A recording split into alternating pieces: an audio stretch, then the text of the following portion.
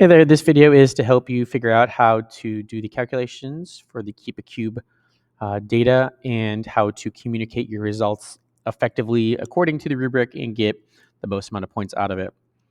So I'm going to start with the Keep a Cube data half sheet you got in class. So it should look like what's on my screen here. You got the original mass of the cube. You're supposed to measure the final mass of the cube and how many minutes you kept it in your container for.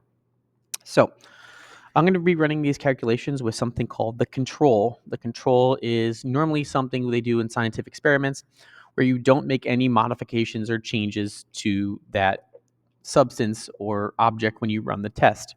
So in this situation, the control is where I didn't make any modifications to the ice cube and just put it in on top of a table and let it sit for 15 minutes. My answers to this will be a good thing for you to measure against what you got, because you're trying to keep the ice cube from melting. I was just trying to get a baseline of how fast it would melt in 15 minutes if you did nothing to it. So your results should be better than mine. So the original mass of my ice cube was 28, wrong button, 0.81 grams. So the mass of your ice cube before it started melting should go there as well.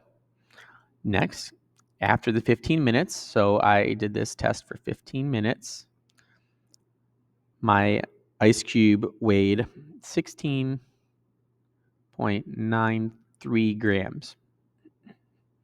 So with that in mind, we want to take a look at this equation here. So this is what we're going to use, using the original mass and using the final mass for this object. So the original mass goes first. So I'm going to do this part here first before I do anything else. So the original mass was 0.81 minus the final mass, which was 16.93. Okay, so this is this part of the equation here. I'm going to do that first because you need that number before you divide it by the original mass you got. So just to make sure we do this right and we don't screw it up in the calculator. All right, this is an easy thing to punch into your calculator. So I'm going to punch in 28.81 minus 16.93. All right, that gives me an answer of 11.88 grams. So I lost 11.88 grams during this 15 minutes. So I wanted to see what percentage is 11.88 of 28. So I do 11.88 divided by the mass I started with. So I started with a mass of 28.88. I'm sorry, 81.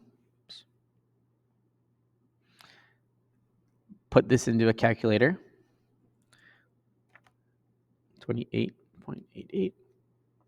And that gives me 0.411. Now this is a fraction, all right? It's less than 100. So that's why I say multiply it by 100 here. So if I multiply this number by 100, it's going to give you this number as a percent. So as I multiply it by 100, I get 41.13%. And this is my final answer. So this is what we were looking for in the lab. So my ice cube lost 41.13% of its mass without being protected.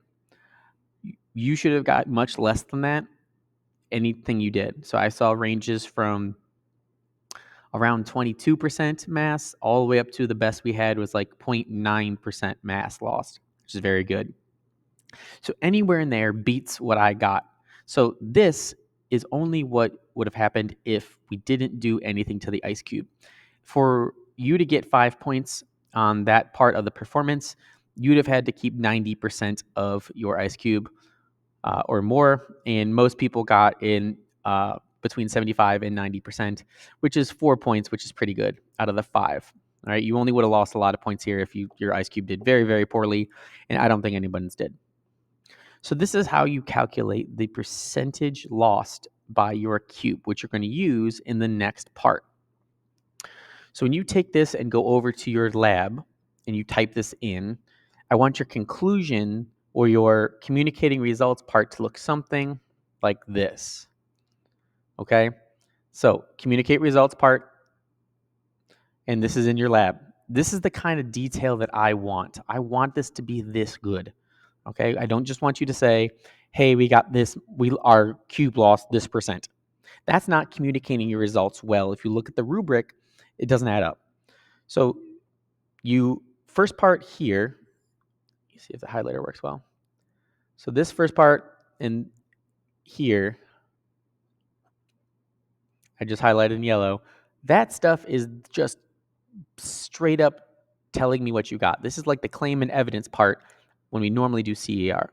So this is just stating your evidence or your data that you got. And that's part of science is you have to tell me what you did and how you got it. So get rid of that. Now we can go through and add in your stuff. So for example, my initial mass was 28.81. I don't know why it keeps doing that.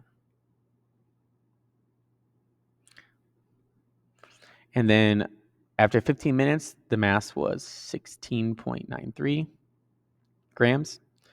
We calculated the percent of the ice that melted during the lab with the following equations, and our ice lost 41% of its mass. So your first sentence should basically be this, but with your data input in. However, it doesn't stop there. I need to see you include this here, okay? Have something along these lines in your conclusion. So this is how you make it longer and look and sound better. So after that, you say, talk about, do you think this was good or bad compared to my 41%? Remember, 41% is the worst you could do. Nobody got close to that. So if you got like in the 20%, maybe you did okay, but could have been better. But if you got like 1% or less, you did excellent. How could you improve your design? Every design could have improvements. All right, remember we were designing a cooler. Okay, so if your cooler performed well, did it also look great? Are there any other features you could add? If your design performed poorly or not as good as you wanted to, why do you think it did that? How do you think you could do better? What materials could you have used to do better? Is there anything that went wrong you would fix or do again?